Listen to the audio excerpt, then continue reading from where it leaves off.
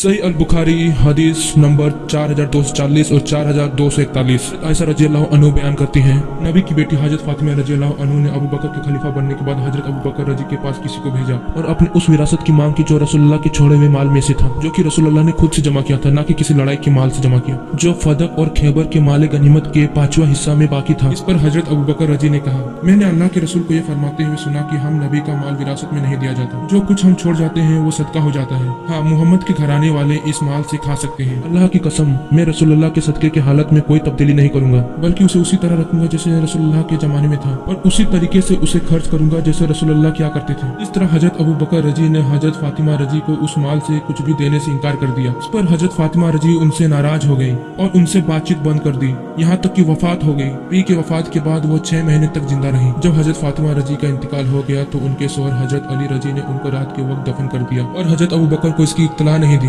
जनाजा की नमाज भी हजरत अली ने खुद पढ़ाई। जब तक हजरत फातिमा रजी जिंदा थी, लोग हजरत अली रजी की बहुत इज्जत करते थे, लेकिन उनके इंतकाल के बाद हजरत अली रजी ने महसूस किया कि लोगों का रवैया कुछ बदल गया है। हजरत अली रजी हजरत अबू बकर रजी से सुलह की और उन्हें बैत दे दी, मतलब उनके तरफ वफादारी की कसम दे दी। नबी की वफात और हजरत फातिमा रजी के इंतकाल के दरमियान के इन महीने में हजरत अली ने अबू बकर को बैत नहीं दी थी। हजरत अली ने हजरत अबू बकर को पैगाम भेजा कि आप तशरीफ लाएं, लेकिन किसी और को साथ ना लाएं।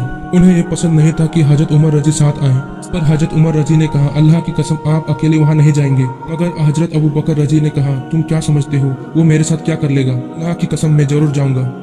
फिर हजरत अबू बकर रजी वहाँ पहुंचे। हजरत अली रजी ने तशहुद पढ़ा और कहा, हम आपकी फजीलत और वह नेमत अच्छी तरह से जानते हैं जो अल्लाह ने आपको अता की है। उस भलाई से कोई हसद नहीं जो अल्लाह ने आपको दी है, मगर खिलाफत के मामले में आपने हमसे कोई मशवरा नहीं किया और हमें लगा कि रसूलुल्लाह से हमारी करीबी रिश्तेदारी की वजह से इसमें हमारा भी हक था। सुनकर हजरत अबू बकर रजी की आंखों से आंसू बहने लगे। फिर उन्होंने कहा, उस जात की कसम जिसके हाथ में मेरी जान है, रसूलुल्लाह के रिश्तेदारों से अच्छे ताल्लुक रखना मुझे अपने रिश्तेदारों से भी ज्यादा अजीज है। तब उस माल का मामला है, हमारे और आपके दरमियान इख्तलाफ हुआ, मैं उसे भलाई के मुताबिक ही खर्च करूंगा और जिस तरीके को मैंने रसूलुल्लाह से देखा है उसमें कोई तब्दीली नहीं करूंगा। इस पर हजरत अली रजी ने कहा, मैं आज दोपहर आपको बैत देने का वादा करता हूँ। जब हजरत अबू बकर रजी ने जोहर की नमाज पढ़ ली तो मिंबर पर चढ़े और तशहुद पढ़ा। हजरत अली रजी के बैत में देरी का जिक्र किया, की मजबूरी को बयान किया और उनकी दी हुई वजहों को कबूल कर लिया। फिर हजरत अली रजी खड़े हुए, अल्लाह से मगफिरत की दुआ की और तशहुद पढ़ा। हजरत अबू बकर रजी की फजीलत बयान की और कहा, मैंने जो कुछ किया वो ना तो हसद की वजह से था और ना ही इसलिए कि अल्लाह ने उन्हें जो फजीलत दी है उसका इनकार किया जाए। हम समझते थे कि खिलाफत के इस मामले में हमारा भी कुछ हक है और जब हमसे मशवरा नहीं किया गया तो हमें रंज पहुंचा।